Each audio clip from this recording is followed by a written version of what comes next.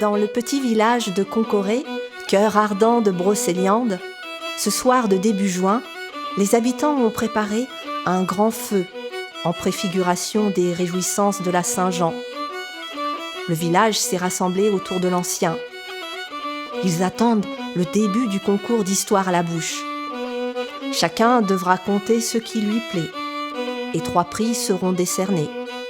Celui de la meilleure menterie, le plus gros mensonge, de l'histoire la plus drôle, de l'histoire la plus triste. Tout le monde est présent, du plus vieux au plus jeune. Chacun a son mot à dire, de l'écolier au professeur, du bœuf au boucher. On s'interpelle joyeusement au son de la bombarde, du biniou, de l'accordéon et bien sûr du violon. On lève son verre aux uns et aux autres et les histoires défilent. Le public rit, soupire, se méfie un peu. Arrive le tour de Dédé, qui tient une ferme voisine. Il se lève brutalement, renverse du coup le banc, il rougit devant les yeux rivés sur lui. Dédé, il a le cœur sur la main. Il a passé les 50 ans et il habite dans la grande longère là-bas, à la sortie du village, sur la route de Gaël. Il habite dans cette grande longère avec sa mère. Dédé est tout à coup perdu dans ses pensées. Comme le temps passe vite, où il est allé celui-là? Il se revoit encore gamin.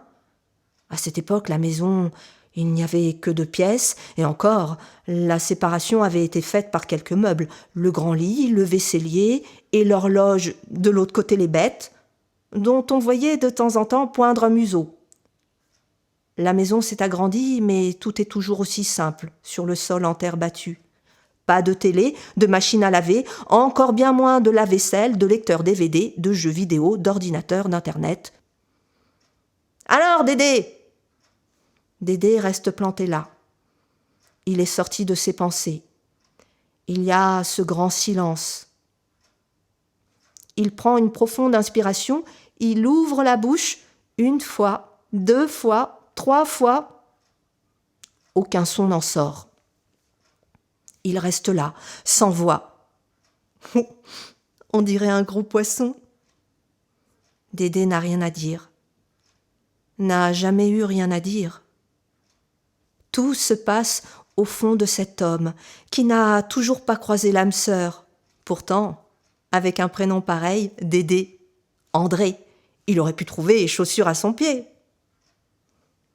Les villageois le chahutent. « Enfin, Dédé, n'as-tu point quelque chose à conter ou à chanter? Ton tracteur, tes vaches et la jolie fille pour laquelle tu soupires ?» Dédé reste muet. Cette foule l'intimide. Alors l'ancien prend la parole. « Dédé, puisque tu n'as pas d'histoire, je te donne un gage. » Tous applaudissent. S'esclaffent, attendent impatiemment la sentence. Tu vas te rendre jusqu'à l'étang d'Isogoué. Là, tu trouveras une barque, et dans la barque, une boîte en fer-blanc. Ouvre-la, et tu puiseras l'inspiration à l'intérieur.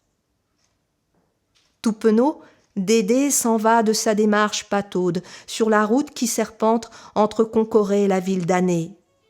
Il entend derrière lui le brouhaha de l'assemblée, les airs de musique, les rires.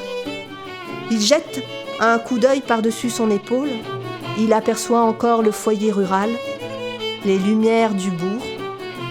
Passé la petite chapelle de la Bouveraie, les rumeurs s'estompent et Dédé entre dans la nuit, une nuit douce comme du velours.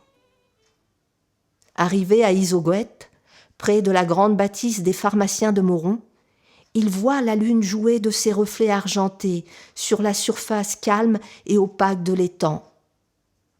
Dédé s'avance, les bras tendus devant lui. Sur la rive, dans la végétation trop abondante, il fouille. Ses doigts parcourent les fougères humides. Tout n'est que bruissement. La vieille barque est là, prisonnière de cette végétation. Il parcourt ses planches recouvertes de mousse. L'embarcation craque, grince. Quelques planches semblent vermoulues. Dédé se penche, il sent sous ses doigts, au fond de la barque, un petit bloc, effeuillé par la rouille. Il a trouvé la fameuse boîte. Son cœur se met à battre, plus vite dans sa poitrine. Le sang afflue à son visage.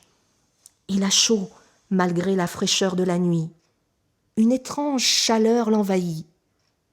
Il s'empare de son butin, mais tout à coup, il se sent en déséquilibre.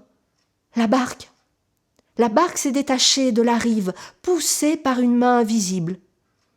Il tente de la gripper, de la retenir. Son corps s'allonge dans la végétation. Il tombe. Et son front vient heurter le rebord. Les ténèbres sont là pour de bon. Mais la boîte, elle s'est ouverte. Et toutes les histoires de la forêt de Brocéliande se sont échappées, envolées.